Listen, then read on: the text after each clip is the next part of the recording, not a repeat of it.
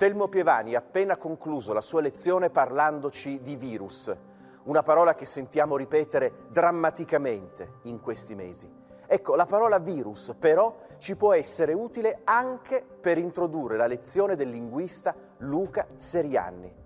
Verso gli anni 70 del Novecento, un grande scrittore come William Burroughs, l'autore del Pasto nudo e della Macchina morbida, arrivò a sostenere che il virus più pericoloso in circolazione fosse il linguaggio, la parola.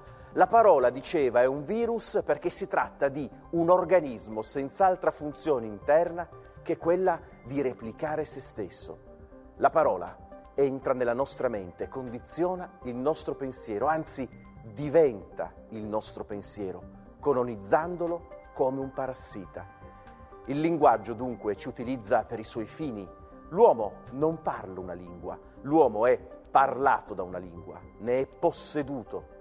Chi studia la lingua in questo senso assomiglia a un epidemiologo che cerca di rintracciare un virus, la storia delle sue mutazioni e la sua pervasività. In questa lezione Luca Serianni, professore emerito di storia della lingua italiana all'Università La Sapienza di Roma, farà esattamente la stessa cosa. Ci racconterà come dalla lingua latina siamo arrivati a parlare la lingua italiana, o meglio, a essere parlati dalla nostra lingua italiana.